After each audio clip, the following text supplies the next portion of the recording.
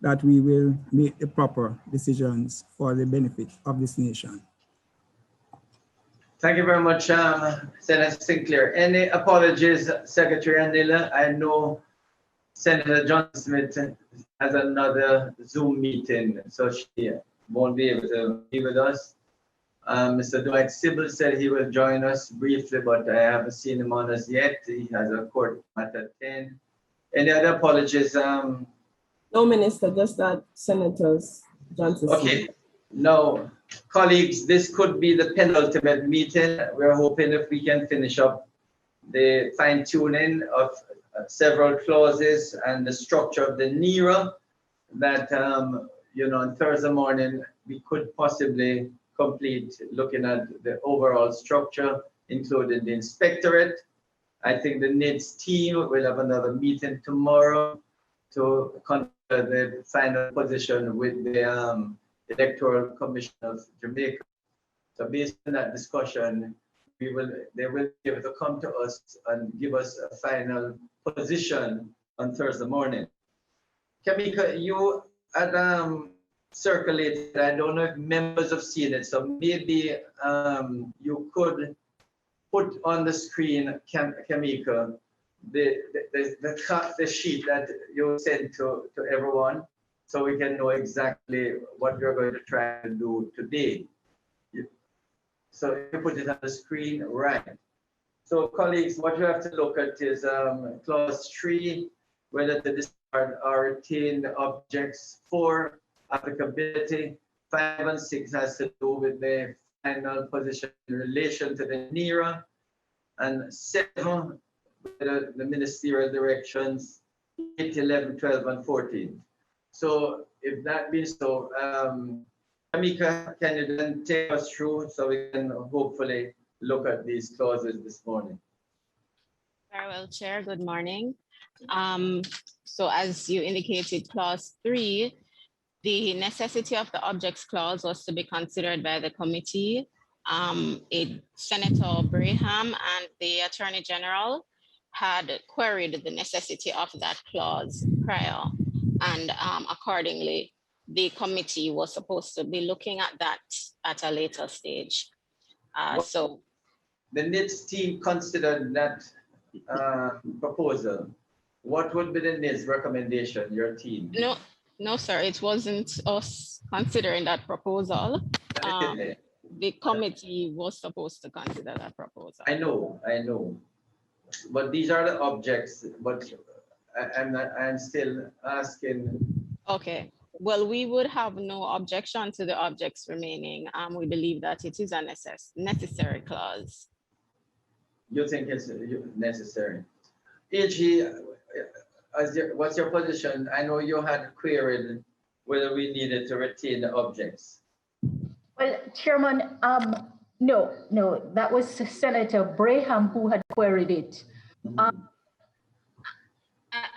Going back to the point he raised about where an object clause appears in a bill, if you seek to do something that does not fall within the objects stated, it may raise questions. I think part of what the NIDS will enable the government of Jamaica to do is to collect better statistics, disaggregated that it can disaggregate to enable better decision making. And so not linking persons to the data collected, anonymizing it. It was a clause, it was an object that was in a previous iteration of the bill. And from all indications, it is the intention of the government to utilize the data that can be generated in respect of enrolled persons to enable it to do things a little better without compromising the security rights of persons. And I believe that there should be the inclusion of that. So that is the extent. I would ask that it be put on the record, and then we can perhaps by next week when we finalize the meeting, look at exactly how that can be accommodated. Right. I think Kamika and Warren, you need, at the very minimum, you need a sort of all-embracing residual clause, you know, at least to embrace what AG is saying. It shouldn't be all embracing, Chairman, but perhaps a previous iteration could be looked at. And again, bearing in mind the guidance that has been given. Sure. But it would really be a waste of resources if the government has put a system in place like this when persons opt into it and the government is not then able to utilize the information to better provide for the population in a way that makes sense. I agree with you. I agree with you, AG. So to the extent that an object clause should be put in so that when the team collect all identity information and even the statistics, the data that is collected, I see no reason why using the broad general statistics, why various departments of the government or any agency should not be able to utilize it to the extent that from the NIDS data collection, you know how many people are over 80, how many are under 20, or, you know, information that is readily available when you aggregate or disaggregate all the information that is on the NIDS database, why the government should not use it as a guideline in terms of how it goes about its business. So I agree with the AG that you need a clause where, you know, the data that is collected, not the individual identification, which is secret, but the overall data to say you might want to find out how many people have last names as with the A, it doesn't matter, right? Or, you know, how many females are still alive over 90. But Chairman, you chuckled about the example you gave, but Yes. think back on when we were experimenting with the first set of rules relation to the COVID, and part of it was to have persons with the names A to say A to C be allowed Exactly. at a certain time without knowing how many persons would fall in that category. So you unwittingly have given an example that we have had to deal with in a real life way in this COVID pandemic. Absolutely. No, I agree with you, AG. So what we're saying to the NIDS team, even though we may only collect 60 or 70% of the data of persons who have registered, that 60 or 70%, hopefully it will be much greater, would be a good statistical indication. Say when we start, as AG has pointed out, how many people have a surname A to C. So in terms of you know, distribution, or in terms of, as AG pointed out, in vaccination, we can literally say persons A to C, or with last name A to starting A to C or A to M, as the case may be. So what AG said is that we need a clause there so that the data collected, whatever percentage of the expected population, that it still can be used as a guideline in determining not only policies, but how we, you know, assist the public generally. Allocate resources. So I think that is what we're saying, AG, okay? Thank you, Chairman. Right, so it's not so much. Sorry, excuse me, Mr. Chairman. So, Sure. okay, sorry. Mr. Go ahead. Chairman? Yes. Yes, Yes, yes, no, I agree with the AG in terms of the use of the aggregate data, not just for policy, Turn but on your camera, if you don't mind, if it's possible, Minister Williams, could you turn on your camera? PBCJ, which is broadcasting it, would like to see. okay, sure.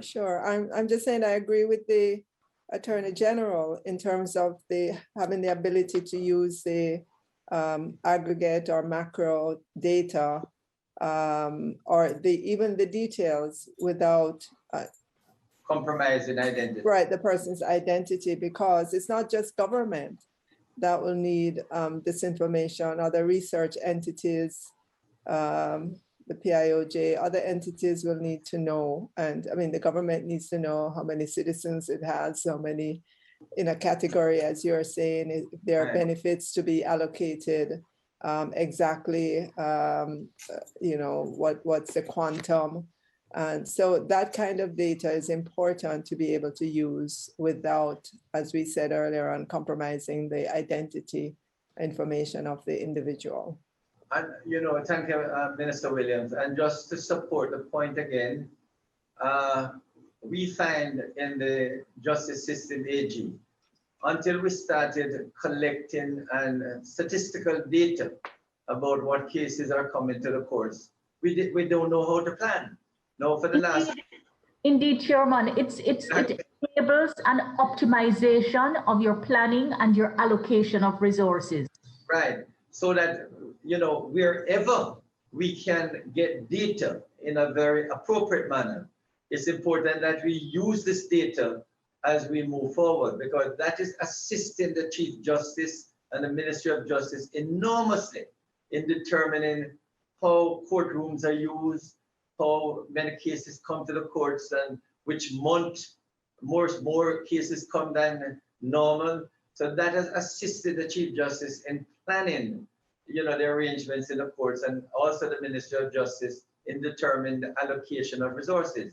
So just to emphasize that to the NIDS team, we need to be able to put in a clause to disaggregate and for the data to be available to planning agencies and other agencies to be able to use without compromising the identification of any citizen. Chairman, Okay, so, I look back at one of the previous iterations to see how what was there can be used, of course, within the... AG's in every zero, don't want to turn on your video. I know you're at home. No, bandwidth issues, Minister. Okay. When I came on first, it was indicating some challenge. So you may not hear me, so sorry. Good. Go ahead, proceed. Right, I'm saying we could probably look back at a previous iteration of the bill to see what language was used, of course, bearing in mind the judgment of the court. And the privacy issues. Right. Okay, so thanks again. So that's clause 3. So bear that in mind, NIDS team. Okay. I think the learned Solicitor General had her hand up. Please, SG, go ahead, SG. Yes, thank you. Morning, Chair. Morning, AG. Morning, members of the committee and colleagues. So if the decision is taken to insert such a provision in the objects clause, you will need to insert a provision in the bill itself, because remember now, the objects clause does not stand on its own. An objects clause is supposed to be linked to the provisions in the bill. If there is no provision in the bill, it should not be in the object. The objects clause is not just supposed to indicate an ideal. It's actually, if you look at the wording of the clause, it said the objects of this act. So you are supposed to be able to link any specific object to an actual provision in the bill. So I'm saying that to say, when AG speaks of the previous iteration of the law, it was in the objects at that time because you had a provision in the bill. That provision no longer exists in the bill. So you would need to do more than just insert a provision in the objects clause. And in this regard, if you're going to do something like that, you could perhaps look at the DNA Evidence Act as a guide, because it does provide for statistical data collection.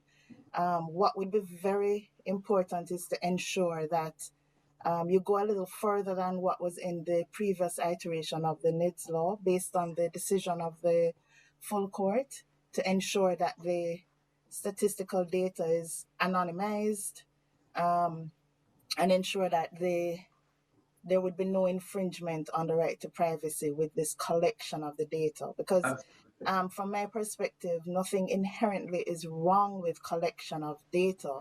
It's just how it's reflected in the bill to ensure that the privacy rights are guaranteed and maintained.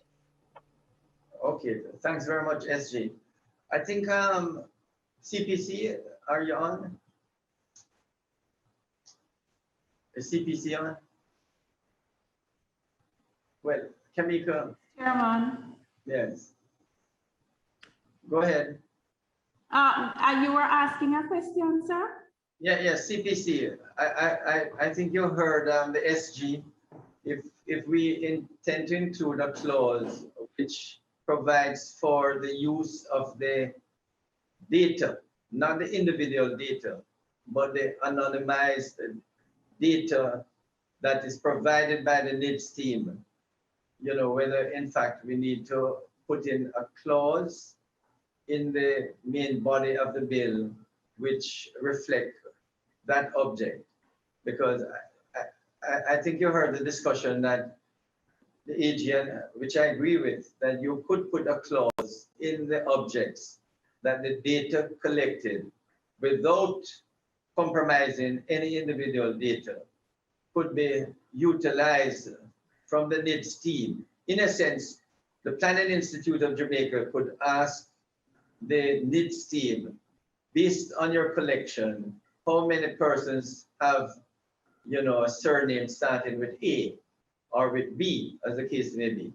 So that to the extent that the Planning Institute or any other body, you know, it could be the health authority, could ask the NIDS team, could you indicate to us, not the individual data, but based on your collection of 60 or 80% of the Jamaican citizens, could you tell us how many females and how many males you have?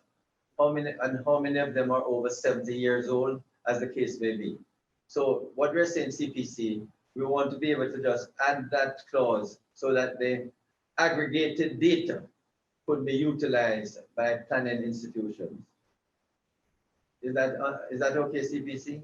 So you Yes, Chair, I was following the discussion. Okay, thanks, CPC. So Kamika, you could move to clause 4. Kamika? Sorry, yes, Chair. Okay, go ahead. All right. Now, there are several different issues relating to clause 4.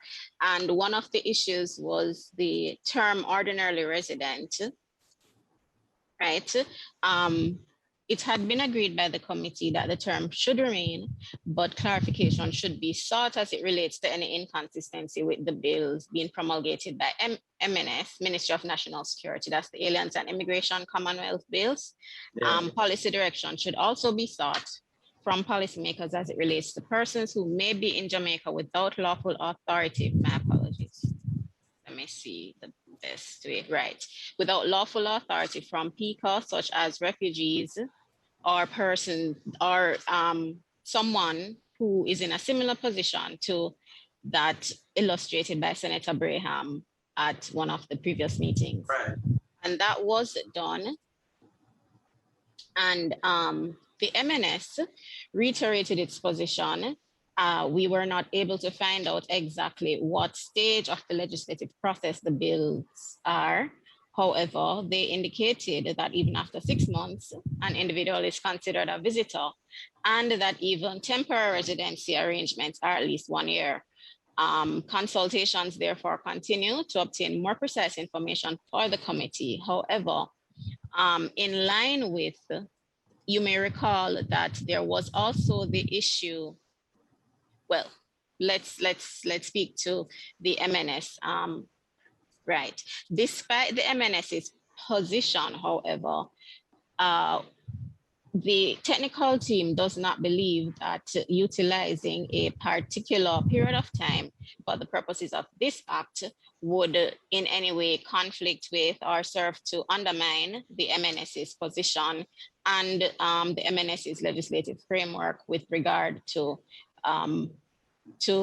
residency and immigration. And consequently, we are not in support of their position for that reason, simply for that reason. as it relates to BOJ, had queried what would occur when a person is no longer ordinarily resident and whether this eventuality should be addressed in the legislation. It had also, that particular point had also been raised as it relates to persons who were resident and then they applied and for whatever reason then left the island. What is now being proposed, well, there were also several other considerations for persons who come into the island legally and would have to wait for 6 months to be able to utilize this process. And those persons would then not be in a position to obtain the necessary arrangements to live properly or to live at a basic level unless they have, because they don't have this national identification card, right? So such a, yes, sir. Your position in that what is in clause 4 covers what you would want to deal with all citizens ordinarily resident. You don't see any need to modify clause 4. We do see a need because there's several, okay. So anyone, what we're proposing is that the eligibility requirements should be based on, perhaps residency would not be the correct word. However, it should be that anyone who was given leave by PICA to stay in Jamaica for an uninterrupted residential period of at least 6 months would be eligible to enroll in the NIDS. So essentially, the requirement of residency for at least 6 months prior to application would be removed. What would be that the person would be in Jamaica already, or upon arriving at our borders, PICA would have allowed for a stay of at least 6 months, and it must be a residency stay. No person who hasn't been granted stay by PICA would be eligible to be enrolled in the NIDS. So anyone who came in illegally would not be eligible to be enrolled in the NIDS. So there would be a requirement for documentation or an indication in some way, shape or form from the PICA that the person is indeed in the island legally. There would be a third category of persons as well, known as undocumented foreign nationals, and they'd be eligible for enrollment upon admission once they are eligible for refugee status. And this would apply whether or not they apply for the refugee status at entry, or if they are going to apply at a future point in time. Okay, so and those were the positions. So the final, no, one more, sir. The final is the diplomats. It's being proposed that the restriction on eligibility of diplomats should be removed, as there's no longer any basis for its inclusion. It was included prior because it was a mandatory scheme in the previous iteration. It's no longer a mandatory scheme, and accordingly, diplomats should be eligible to be enrolled. So from what you're saying, clause 4 will be recasted. Those are the suggestions, yes, to meet the different needs that were. And you'll work that out with the CPC, okay? Mr. Chairman. Okay, what? Member Robinson? Mr. Chairman, this is Robert. Can I get some clarity on the section that spoke about refugees and whether or not they applied for refugee status, they would still qualify? Okay. Tamika, respond. Yes. So, all right. So upon admission, the persons may be deemed to be, I don't know if you're, well, maybe you were not at that meeting, but it had been, this idea had been floated before regarding the treatment of refugees. And it had been pointed out by the Solicitor General that obtaining refugee status, or rather being deemed to be a refugee for the purposes, would take, in many instances, quite a while. And as a result of that, it was necessary, the NIDS team felt, to look at admission itself. So the legal admission of these persons, once they are eligible for application for refugee status, they should be allowed to be able to enroll in the system. If it is, because you can apply for refugee status at the border, or you're allowed to apply at a further date. So we didn't want to exclude anyone, and that is why. Okay. Is that Sorry, Chairman, if I may though. Member Sorry, Morgan, Chairman. you're happy with that, Member Morgan? Coming to you, SG. I was just a bit confused, but maybe it's my own. What we're saying is that even those persons, because they're resident here, they could still register, but their status would be that of a refugee. I was just wondering, how can you use that category where the person has not been established as a refugee? Or is it that the recognition of them being a refugee has nothing to do with them applying for refugee status? Yes, SG, go ahead, SG. Yes, because I agree with what is being said. So I want to know who would be the one to determine their eligibility for application. Because remember, anybody can come and say anything. It doesn't mean that they really are even eligible to be granted refugee status. Exactly. So I take the point. I'm not sure what is meant by eligibility, because remember, that is a whole point of that process to determine eligibility. And in fact, it could prejudice Jamaica's position in terms of looking at the eligibility status, which is why what I had indicated before is that we expressed some concern about that provision. I'm not clear on how it would operate, Chairman, in the way that Ms. Facey has proposed. Kamika, you want because, Mr. Chairman, the purpose of determining formally whether a person is a refugee based on their application has a clearly outlined process that based on Jamaica acquiescing to particular international treaties and so on.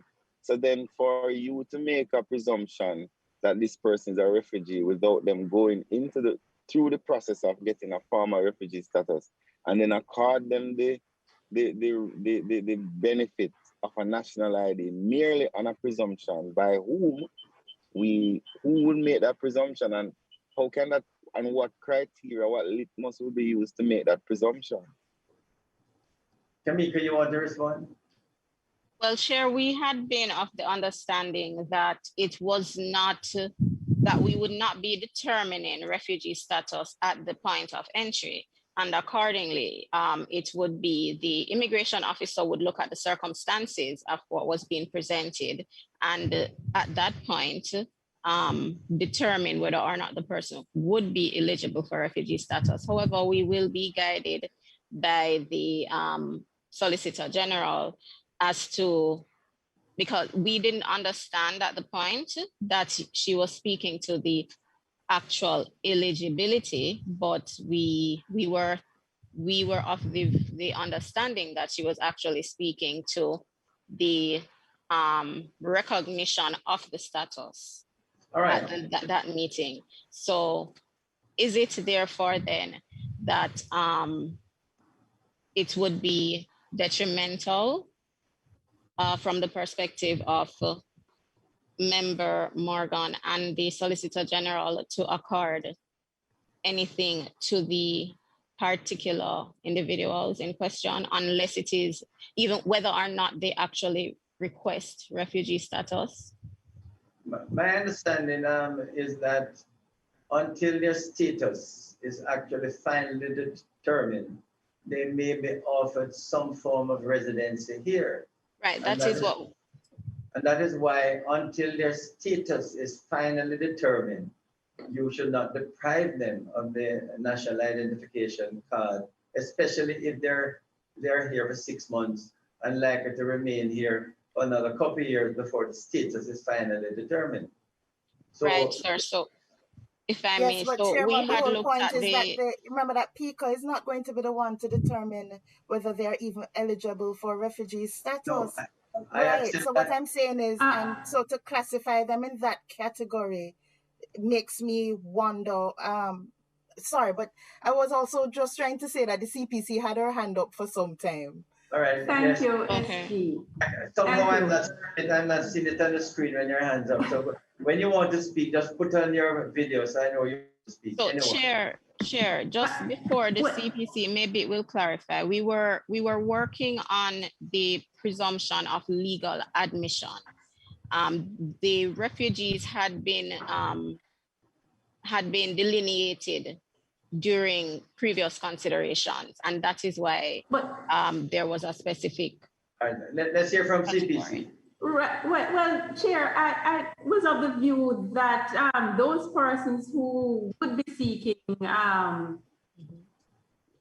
or would be seeking to be granted refugee status at the point of admission, though, wouldn't they be persons who would fall in the category that we discussed before as persons who are given leave to enter and remain in Jamaica for a specified period pending that determination? So I don't think to be a category covering them. Right, Okay. that's my understanding. In other words, they are actually here while their position is being determined. Right. And while they're here, especially if they're going to be here for longer than 6 months, after 6 months, they will become eligible to have the card while their position is being determined. So, but the SG Chair, is who makes that final determination. It is still the refugee, I mean, the Ministry of National Security, I think, eventually it's a committee.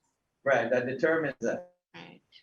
Well, Well, we Chair, have to if it go is- into No, it's a committee that sort of considers questioning, it. though. Oh, No, okay. so I take the CPC's point, but just to say it's not the committee that takes the final decision, no. They But in any consider it. case, the CPC is correct. And we would prefer there being no category dealing with this refugee status, especially if you're talking about persons just entering Jamaica. So the CPC in pointing out that other category wouldn't be of a major concern to us. Our concern would be when you're now identifying these persons as persons eligible for refugee status, when I'm asking at that point, nobody has even made that determination as yet. Yeah. A lot of times when they come in, they don't declare, they don't make that application on entry necessarily. Right. So what is happening, Kamika, is that what both CPC and SG are saying, you need another category. It could be just other category of residency. Right, sure. Then we would. Yes. You're not to delineate them as refugees because that has not yet been decided. All right, Chair. Very well. With regard to, if I could, through you, Chair, just ask of the SG. So we were concerned about disenfranchising persons who did not apply upon entry for refugee status. That was, so is it then that you believe it would be sufficient to utilize the stay, this particular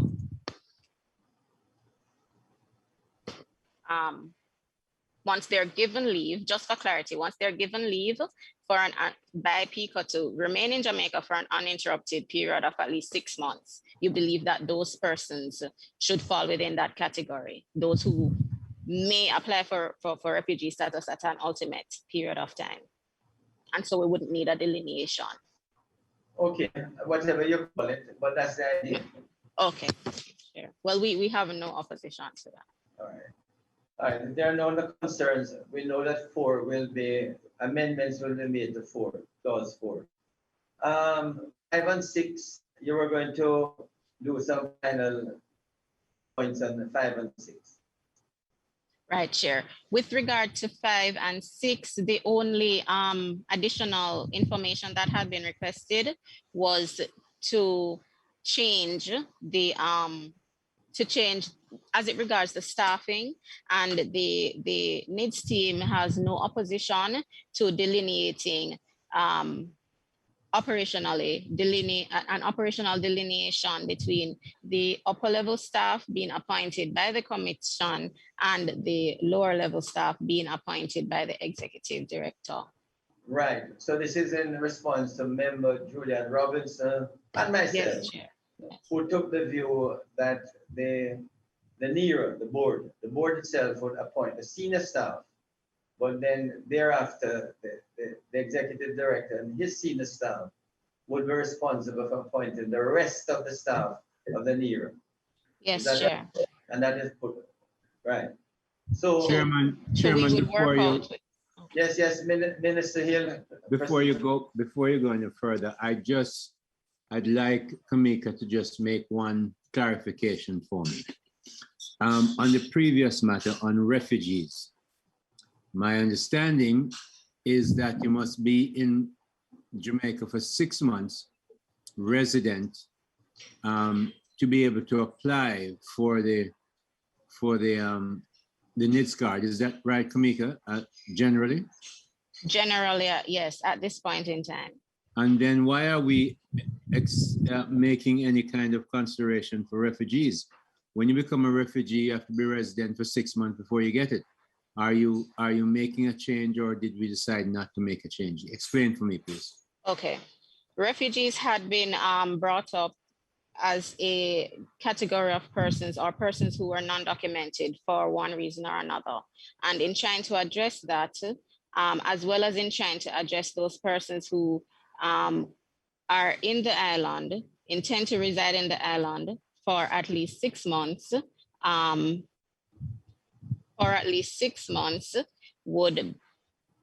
it was decided after much consideration that the eligibility requirements, it may be necessary to change the eligibility requirements from requiring persons to be here for 6 months to once you lawfully enter the island, you've been granted legal entry from PICA pursuant to the particular act, such as the Aliens Act, and you have indicated to PICA that you will be here as residing here. So not merely, for instance, as a tourist, but you are here to reside here for at least 6 months, you would be able to become a part of the NIDS system. I have a real problem with that, Chairman, because anybody can indicate anything and they change their minds tomorrow. I think you have to be very clear.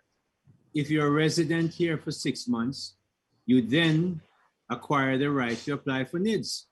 I mean, I can't just go into Canada or the United States and just apply for a green card or whatever color card they give you, if that's what you want. But I think there has to be a minimum residential requirement to be available to get NIDS. I'm sorry, I don't believe we should be watering that down, whoever you are.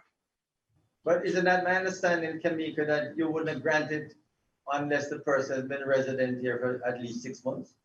No, Chair. We were trying to respond to persons who were having a difficulty having to wait for 6 months, right? And what was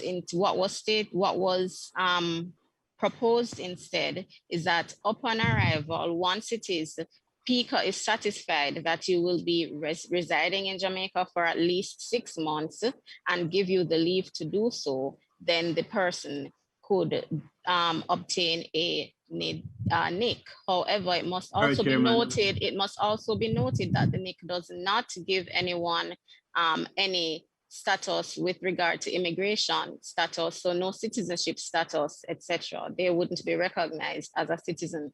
So it's not the same as a green card. It's more in line with the European residency card, Kamika, those sorts of cards. This NIDS Act cannot give discretionary authority to anybody to decide. We must make it clear. It must be rules-based. You must be resident in Jamaica for at least 6 months. I thought that was the agreement, and that discretion should not be watered down to be given the head of PICA or anybody else. Chairman, that's my view, and I feel strongly about it. You can't do that. Kamika, Yes, what sort of identification would the person have to get into the island? They would need to have their passports to come into the island, whatever travel document it is that PICA accepts. So why can't they use that, and they might be given status of 6 months, and then thereafter, as Senator Hill is saying, at that point, they can apply for residency status. Thank Because you. you're- Chair, that is, well, we were merely responding to the issues that had arisen as to why persons needed to wait for 6 months to be able to apply. That is the sole reason why we have floated this particular proposal. If it is that we wish to retain the current position, it is up to the committee to indicate, Chair.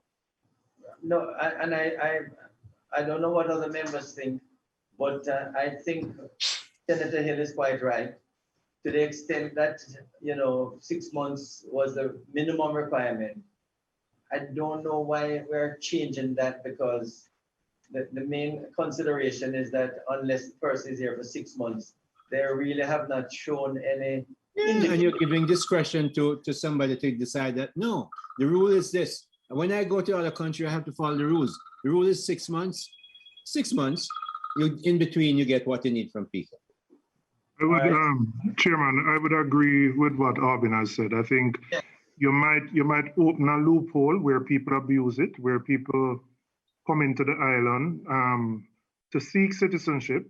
They start off by using this, then they take the next step, and then they move on. And we are a country that is a transit to other places, and people might view it as being advantageous as a way of getting in through the back door, so to speak. So Right, I think Kamika and NIDS team should bear the suggestions of both Member Robinson, Senator Hill, and I would say, and myself, that the minimum requirement of 6 months should be kept. Very well, Chair. Okay. All right. And as it relates to diplomats, Chair, would they be able to apply then? After 6 months? Yes. Yes, I mean. So for use that minimum requirement. very well, Chair. So for clarity, basically the clause is being retained apart from the removal of the ineligibility of the diplomats. Okay, no problem. Okay, Chair. Thank you. But it was never the intention of the bill to apply to persons who have diplomatic status, respectfully. But that's the point. That is not the policy remit of the bill as approved by Cabinet. The bill applies, the proposed law applies to citizens of Jamaica and persons ordinarily resident in Jamaica who opt in, not members of the diplomatic corps. Why were you opening that up, Kamika, for diplomats and others who have diplomatic status? Well, Chair, that had been another consideration that had been placed before to indicate that in the initial iteration, the persons were not able to, persons who had diplomatic status, or rather who were able to enjoy the immunities on the privileges and immunities under the diplomatic, under that particular piece of legislation would not be eligible for enrollment solely because the previous iteration was mandatory. That was the sole reason that was stated. Accordingly, it is now not mandatory and persons will be able to enjoy that. However, if it is, we are going to proceed down this road, we would have to carve out those persons who are citizens in Jamaica who do enjoy these privileges and immunities as had been previously done.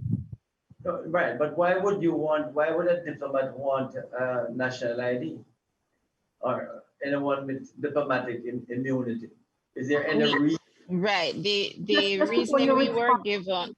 Let us be clear that we do not begin to model the policy. That's a policy, stay with the policy. It's right.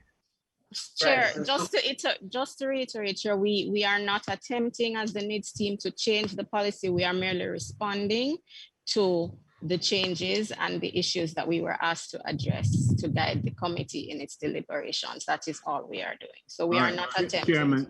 Chairman, I want to make a point. I'm going to ask, please. Kamika, whenever you come to an issue that's going to change, please tell the committee that this is what was originally there.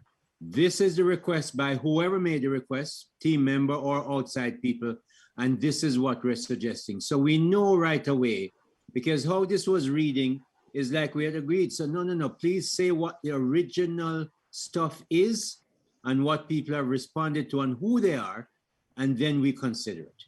So Very that well. we're very clear. Thank you. Very well, member. Thank Thanks, you Chair. for that guidance. So the position remains that diplomats with immunities would not be eligible because they're here for 3-4 years. Very well, Chair. No, But they're diplomats, full stop, they're not eligible. Exactly. All right. So, Sorry, Chair, could I just clarify though, because I thought Ms. Spacey was attempting to point to a carve-out that was necessary for persons who do possess diplomatic immunities, but who are citizens of Jamaica. So I'm not sure what the decision is with. No. If they're citizens of Jamaica, the answer is yes. They qualify as citizens of Jamaica. Well, an amendment would be necessary then to what is currently in 4.2. Because it currently just covers any person who is entitled to immunities and privileges. So remember that as a general rule, no one is a diplomat in their own country, as a general rule. I am here.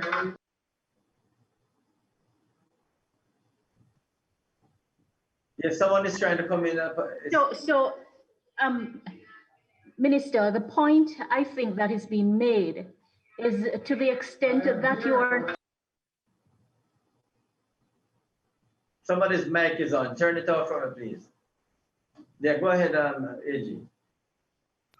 Right, I'm saying that the point I gather from the CPC in response to Tamika is that if the intention is to ensure that when it says citizens of Jamaica, it means citizens of Jamaica without exception, then the language here would have to be tweaked in order to not defeat that intent. So we would have a recommendation in respect of the tweaking of the language for consideration. Right, because I mean, what CPC saying there could be some duplication or conflict between Jamaican citizens who have immunities, which is somewhat unlikely. It's not so easy. I mean, to be a citizen of Jamaica and having diplomatic immunity in Jamaica, this would be most unusual. Well, Chair, it could be somebody who has dual citizenship. But I would say they qualify on the basis that they are citizens of Jamaica. So, Chairman, as the clause currently reads, which is where you are going, it does not seem to give consideration to a citizen of Jamaica who may have diplomatic immunities by virtue of appointments in one of the UN bodies, for example, may not necessarily. Well, you're different means by. You're breaking up, PG. All right, anyway, the general point is taken. All right, so we dealt with 5 and 6. 7, clause 7, Kamika, is in line with. Right. Go ahead. Chair, you went away a while ago. No, I said you dealt with 5 and 6 already, so you can move on to 7. Very well, Chair. And this was, the committee had accepted this in principle, that it should be retained in its current format, subject to clarification as to the person who receives the instructions. So if you may recall that there had been instances where it wasn't clear whether the inspectorate was going to instruct the authority or the executive director, and I'm sorry, the board or the authority, the board would be instructing, and as accordingly that will be changed now that the governance structure has been satisfied. So that would be a drafting issue at this point. But the board itself will be open to instructions from the relevant minister, right? Yes, Chair. Right. So that will remain. The general instructions would remain. The ability to give general directions of a policy nature would remain. Fine. All right. Okay. Now, 8. Senator Scott Motley, I don't know if she's on. Senator Donna Scott Motley, are you on? she was to get back to us. On the last occasion, she wasn't. She still had not determined. So we'll try and get in touch with her if she has any concern in respect to it. Mr. Chairman, let me apologize on behalf of Senator Scott Motley. She has court out of town today. All right. So couldn't join, but I know she's trying to be able to attend the next meeting to make this. No problem. So we will leave it subject to Senator Donna Scott Motley's intervention. Okay. Okay, noted, Chair. Thank you. All right. There was. Right, so BOJ had recommended the removal of the term insofar as is reasonably possible for that information to be verified. And this is with regard to the enrollment of persons. The bill currently states that an individual, an applicant cannot be enrolled until their identity information has been verified, insofar as is reasonably possible for that information to be verified. The response from the technical team had been that it is necessary to preserve the discretion.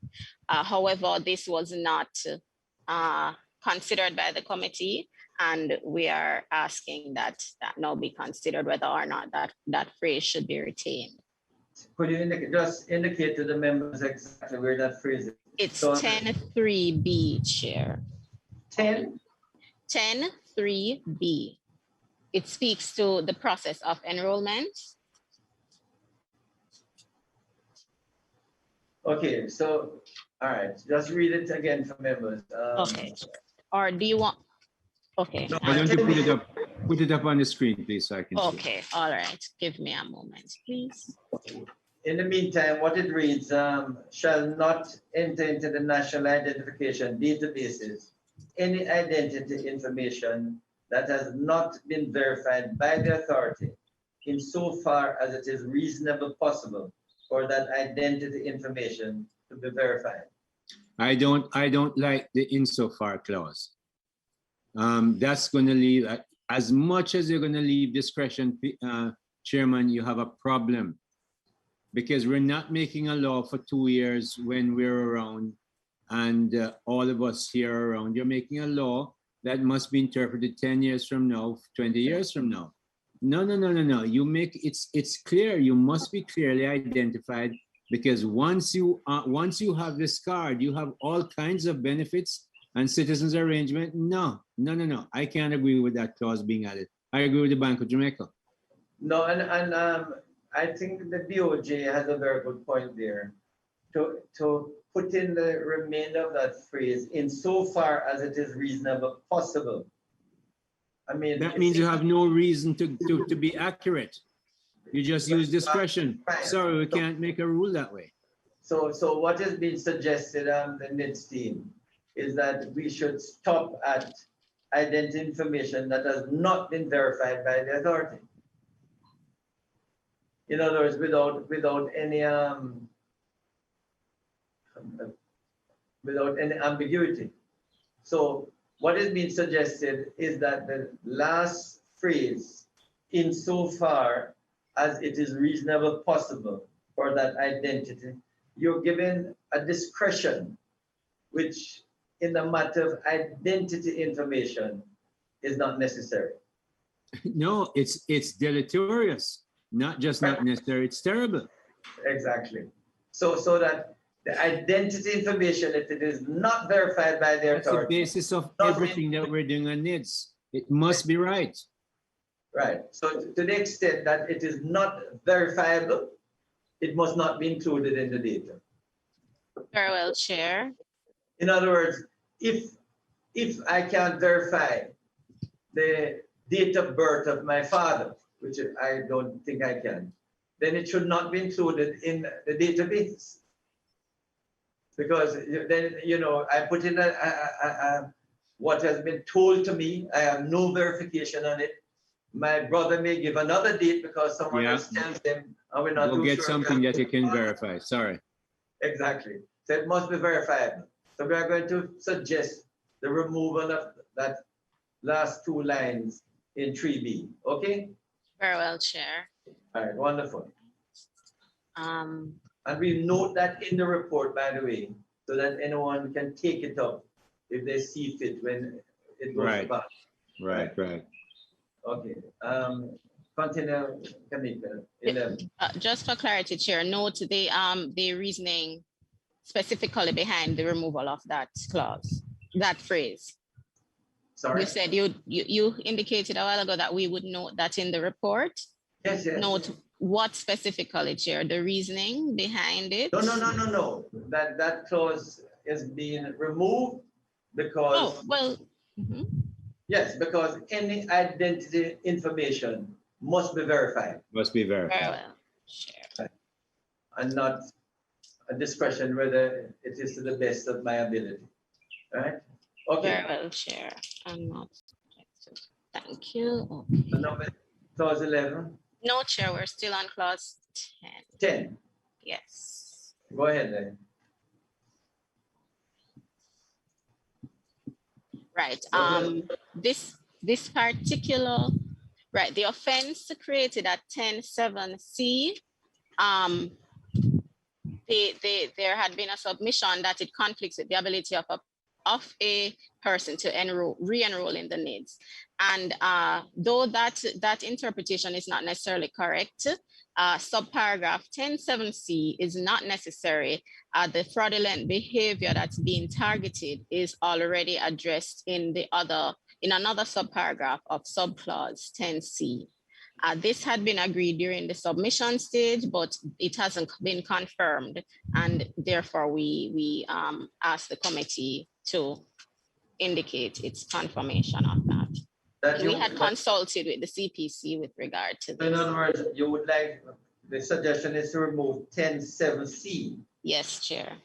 Which is let me show you. Yes. No, I see, but which subclause is it covered by? C. Provides false in. Chair? No, we see it. So you're Right. saying that is provided in 10E. Yes, Chair. Okay. So colleagues, members of the Joint Select Committee, what is being said is that C, subclause C, would be covered by E. And so there's no need to include C. Is that okay? Is that right, CPC? Chair, E, among other clauses which deal with providing false or information or fraudulent behavior. Right, so it would cover C. So right, B would also cover it as well. Right, so we're saying that C is an unnecessary duplication.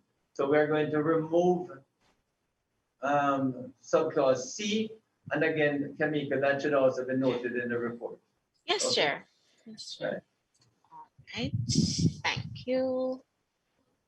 Right, this particular one had again been noted in the submission, and this is with regard to certain children. Pardon me. No, we had looked at that. I believe it was that the CPC had stated it could be addressed in regulations. All right. Okay. So we are on to clause 11, Chair, and this had been looked at by the committee already. However, we are bringing it and crave your indulgence to bring it back to the committee. We believe it is necessary that these distinctions be made. As currently drafted, the clause states, yes, may mean shall, but given the nature of all the issues that persons have, all the reservations rather, that persons had expressed as to the enormity or the number of the grand number, as one submission indicated, of all the identity information, it suggested that the clause be redrafted to make distinctions, to provide certainty as to the requirement of some information and doing that would mitigate the concerns expressed regarding the need of the information outlined. Now, we believe that that may be done by making a distinction between information that's a baseline requirement or information to which subclause 2 wouldn't apply. And subclause 2 speaks to the power of the authority to utilize the discretion to not require certain information. So, right. And the committee had said that no amendment was necessary, but Chair, we really believe that it is necessary to make a distinction. Yes, colleagues, I think what has been proposed that there are certain basic information which must be mandatory, your name, date of birth, perhaps country of birth and place of birth. But when you come to the name of your mother and father or your marital status or the name of spouse and occupation, these are really discretionary, whether they are available. I think what the NIDS team is saying, you could delineate the mandatory requirements such as name, date of birth, and so on. But there are other requirements such as names of father and mother, the marital status. These are really discretionary, and therefore they can be provided if they're available, but if they're not available, they need not be provided. Like even occupation. The occupation may well be unavailable because the person is unemployed, as the case may be.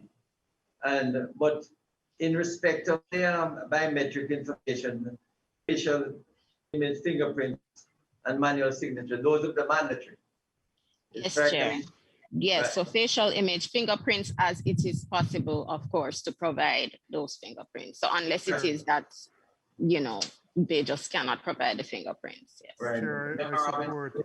Chair, I support what you're saying. The only concern I have with the discretionary is to ensure that the persons administering it do not use discretionary information to deny persons access to a card, and to have some mechanism to ensure that that doesn't happen. Well, because so I agree, we should separate mandatory from discretionary, but there are too many examples where people abuse their authority and deny people based on what is discretionary because they feel the information should be provided. I agree with you, Member. I want to support that as well. Right. And as much as possible, if you notice, Chairman, I'm saying rules-based. I don't want anybody when come tell me that they think. I want to be able to sit down, since most of this, I hope in a couple of months, years, I can sit down in my home and practically do it online. So I don't want any whole heap of discretion. I want the rules to be very clear. So anybody who meets the rules can get the card. I'm very concerned about that, because you know how we are. It's not just Jamaicans, it's just people. Whether it's here, the Middle East, Asia, or the United States, when people have discretion, they will abuse it.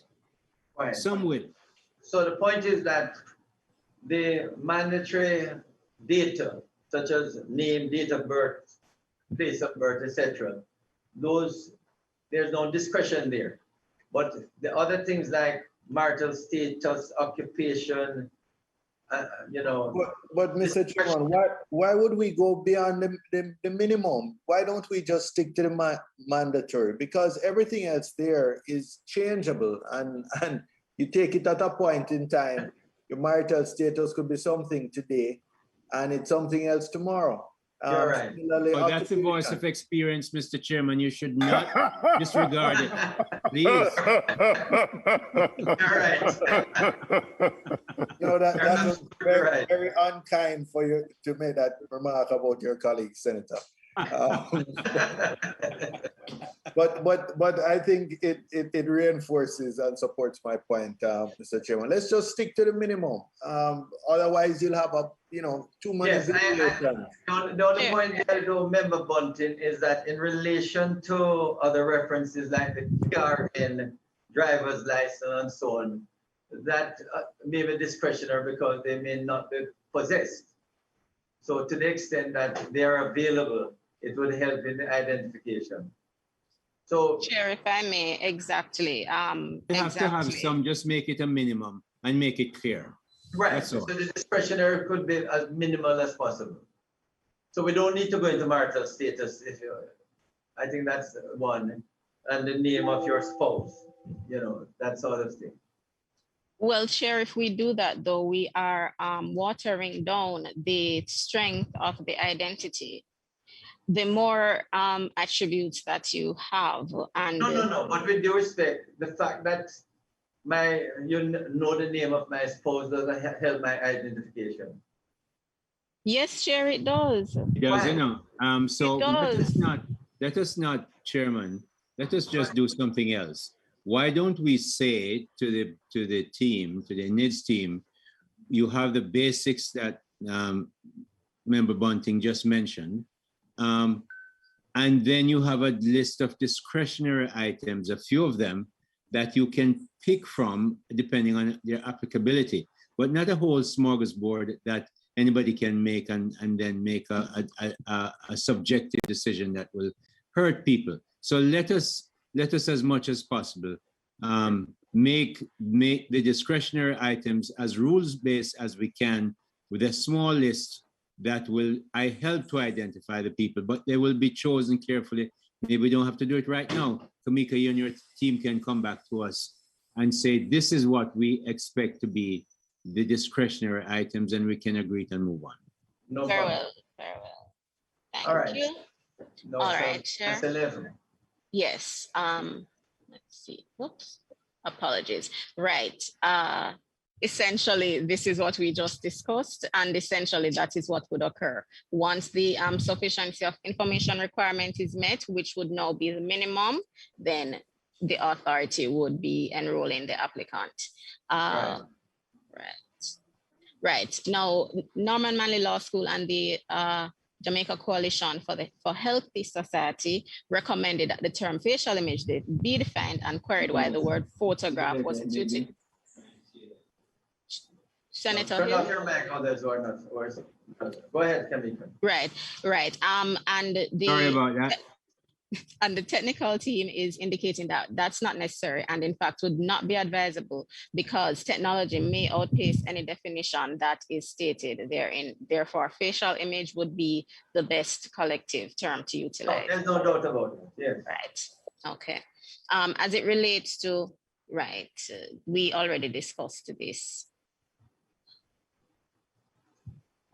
So which other one you have that? No, we have reached to verification of identity information, and coming forward from what we just discussed at 11, the same would apply here, where there would be minimum verification documents that would be necessary.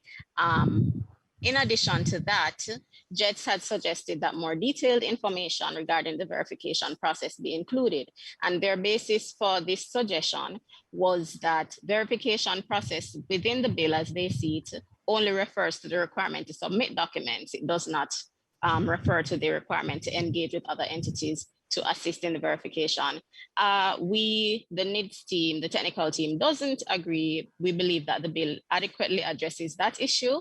The authority is empowered to prescribe regulations, and Clause 8 already indicates that other public bodies are required to cooperate with the authority to achieve the functions under the bill. Yes, I don't know, Chair, if the committee agrees with that. No, I speak personally. It makes sense that you need to verify, and the wider basis you use to verify, the better for the verification and also the correctness of the identity. So we have no problem. I have no problem with that. Very well. Some uncertainty was expressed by the Jamaica Bankers Association as to whether the documents to be utilized would comprise local and foreign documents. I believe Senator Braham had also indicated some reservation with regard to whether there would be any need for to look at international law being applicable here. We did not believe that was necessary. We believed that the bill was adequate to address this concern. However, we will be guided by any dissenting opinion of the Solicitor General or the Attorney General with regard to this issue. I don't know why that was a concern. SG, your concerns with that are in the points on that? SG or AG? I don't know if they're still on. Oh, okay. Yes, Chair. I'm on, but I'm not following the point really. Oh, so, okay. Because SG, we would be utilizing for the persons who are not citizens, we would have to utilize documents that were produced elsewhere, and the JBA was indicating that they didn't understand just from reading the bill that this would be allowed. And then at one of the previous meetings, Senator Braham had queried whether we needed to address territoriality because we would have to utilize these documents. We don't believe that it's necessary to address it. However, we will be guided. So what you're saying is that if a person who is ordinarily resident but is a citizen of another country, in order to verify the information, you may well have to use documents authenticated from the foreign country. Yes, So, Chair. Or they're yeah, that seems natural. right, and I believe other law has provisions similarly without going into any issue of territoriality. But again, I will be guided. If I think the main point you note is that if the person is a citizen of another country and thus ordinarily resident here, then you would need proper verification of the documents from that foreign country. Yes, I mean, Chair. the birth certificate would have to be authenticated by an apostille or, in order to ensure that you have the right person. Right. Yeah, but I But don't we think believe, right. you don't have to veer the act itself. No, we don't believe so. Okay. So SJ, I think that's the point that is being made, that the foreign documents would be utilized, but there's no need to say it, if I might put it that way. Right, Chair. Right, there's no need to say it or to put in any specific provision to indicate that those documents may be utilized. Right. All right. If there are no other concerns on 12, then what was 14? Okay.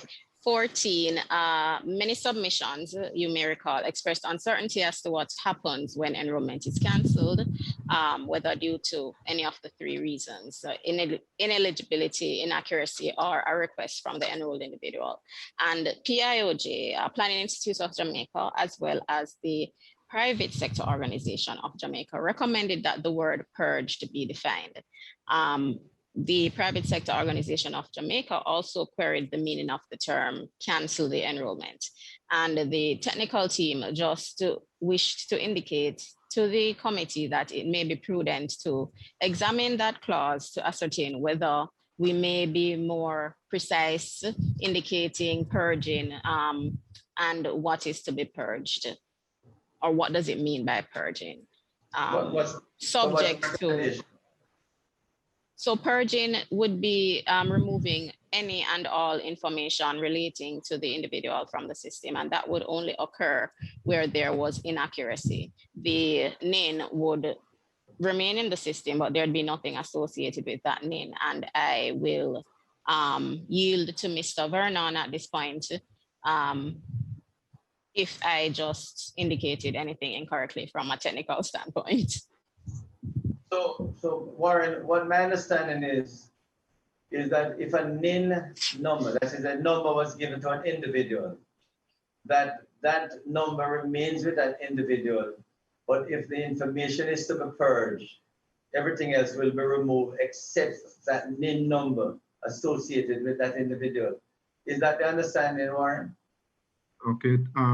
Good morning, everyone.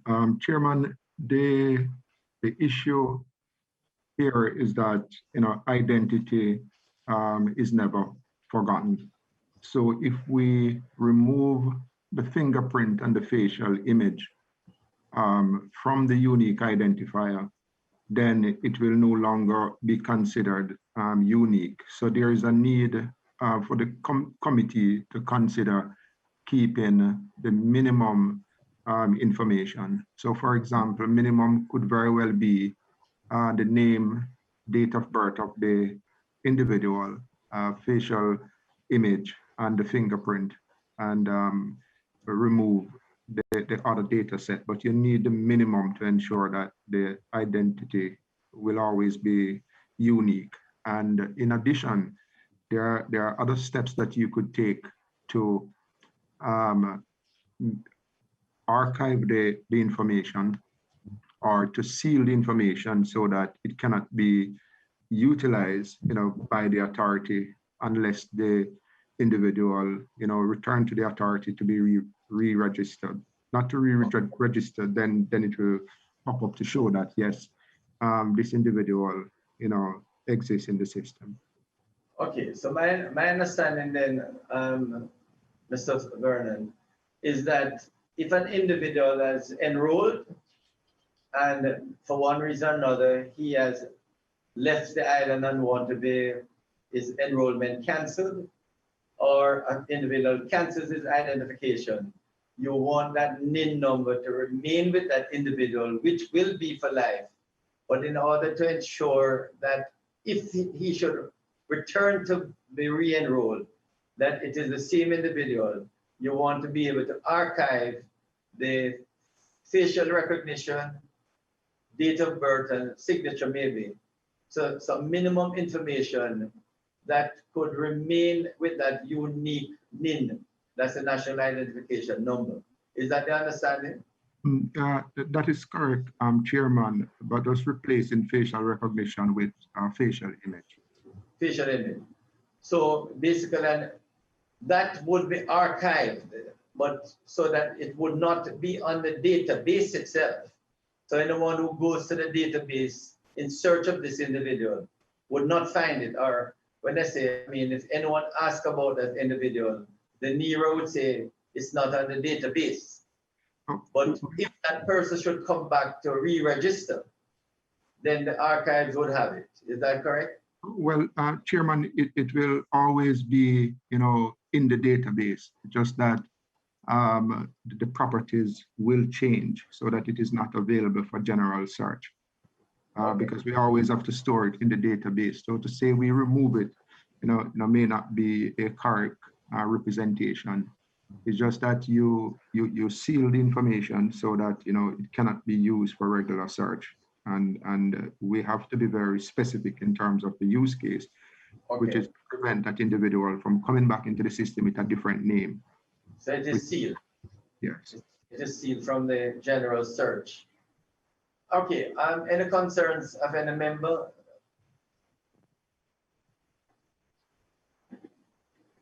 All right, if there are no concerns, the next meeting, which I am hoping will be Thursday, we want to look at the inspectorate. And Member Bunting, you're on? Yes, I'm on, Mr. Chairman. Yes, I must admit, when we first met in the chambers in Parliament at the first sitting, you and I had a discussion on the use of the Electoral Commission. And ever since then, we have been working with the ECJ to indicate how they could participate. And I think we have found a very important oversight role for the ECJ. Some fine tuning will be done tomorrow, but both Mr. Vernon has been in touch with the members, but the chairman, Earl Jarrett, and I have had many discussions.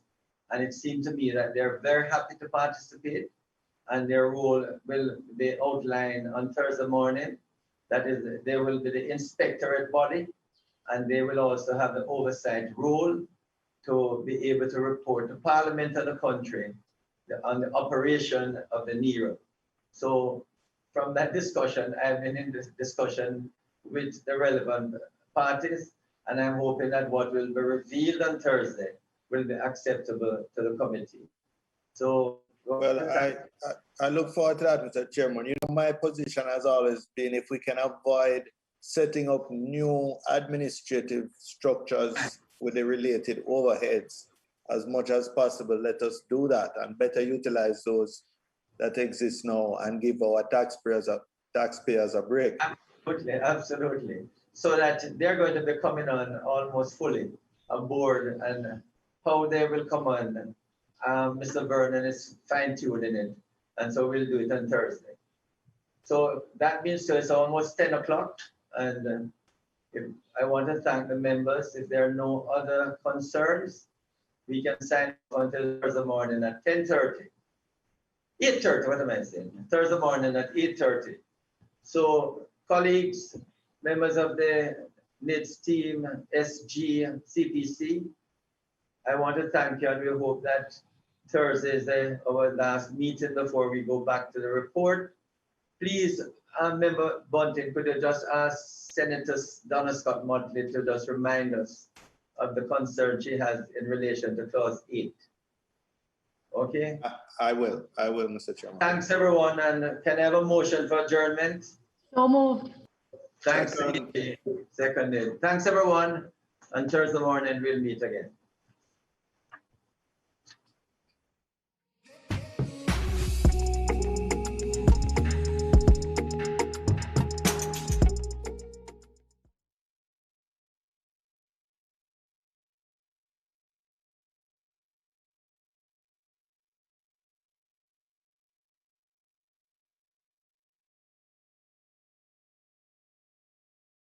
We work to make communities safer by